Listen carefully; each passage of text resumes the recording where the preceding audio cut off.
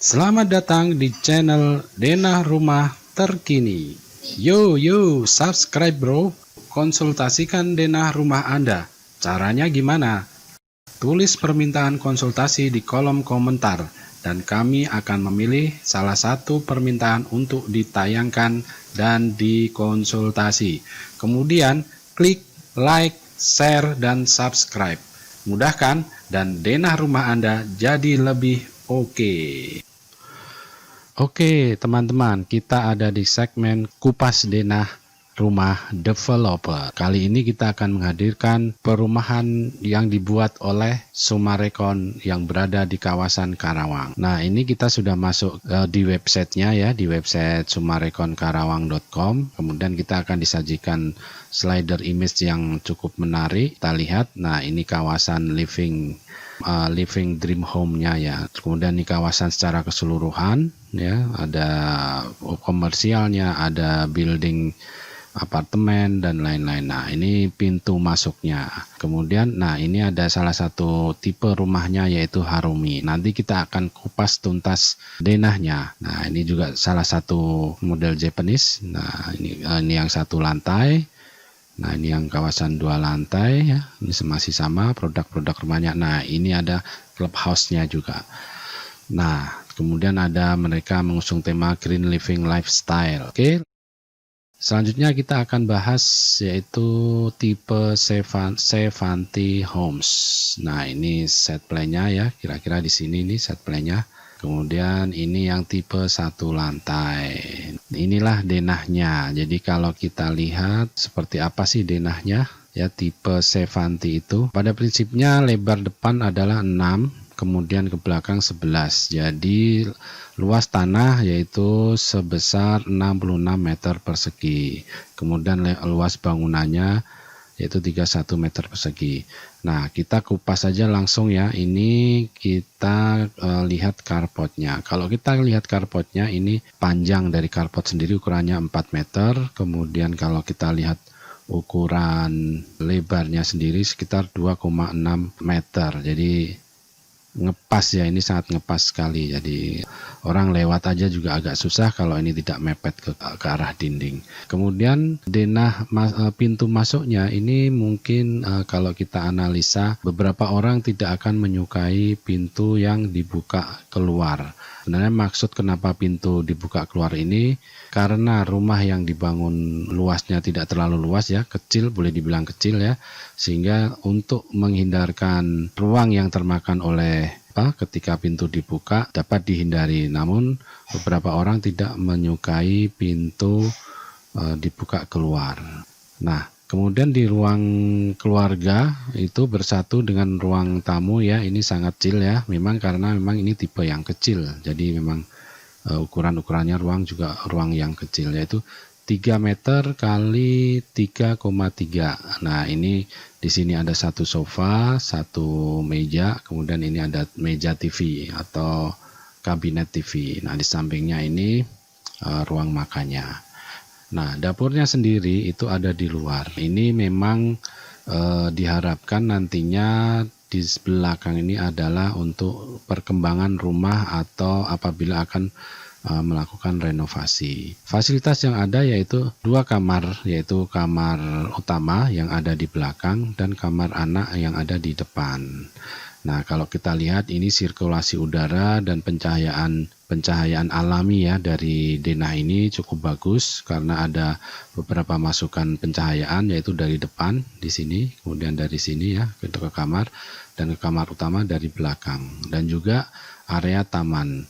Nah, dapur ada di belakang sehingga asapnya bisa langsung keluar. Kemudian ada satu kamar mandi yang bisa dipakai untuk berdua. Ini tipe basic. Nah, kita lihat kemudian ada tipe yang lain dengan luas tanah yang sama tapi luas denahnya yang lebih besar yaitu 35 meter persegi. Perbedaannya di mana? Perbedaan secara prinsipnya ada di kamar utama. Nah, kamar utamanya ini lebih besar dengan memanfaatkan ruang secara keseluruhan ya, lahan secara keseluruhan dihabiskan ke belakang sehingga ini lebih representatif.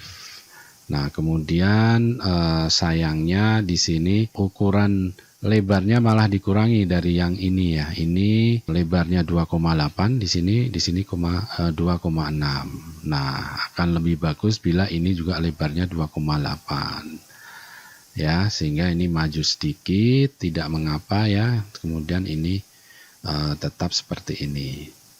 Nah, dapur ada di belakang langsung, di belakang tetapi menyamping. Kalau tadi kan menempel pada dinding kamar utama. Nah, kalau sekarang yang tipe deluxe ini menempel pada dinding ruang makan atau ruang keluarga. Nah, secara prinsip itu koreksi dari kita ya. Mungkin ada baiknya yang 2,6 ini tetap menjadi 2,8. Nah, kemudian selanjutnya ini karena pengaruh tampak ya, jadi ada 2 kolom di sini. Nah, secara prinsip, secara fungsi, bukaan pintu yang keluar dengan posisi ke arah kanan ini juga agak mengganggu sirkulasi ya. Jadi karena kita begitu keluar berbelok ke kanan sehingga pintu ini akan sedikit mengganggu. Ada baiknya mungkin pintu kalau memang bukaan keluar, bukanya ke sebelah. Kalau dari gambar kita ke sebelah kanan ya.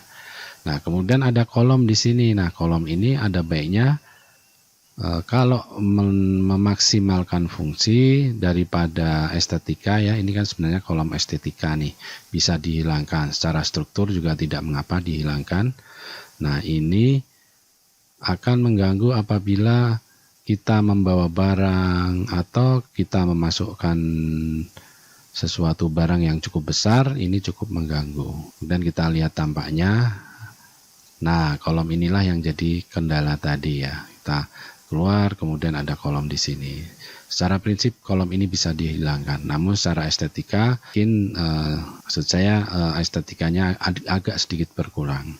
Nah, sebenarnya bisa dipecahkan dengan kolom yang di sebelah kanan ini diperbesar sehingga ini kesannya lebih ini secara sirkulasi lebih enak dan lebih nyaman, dan secara estetika diganti dengan satu kolom yang lebih besar.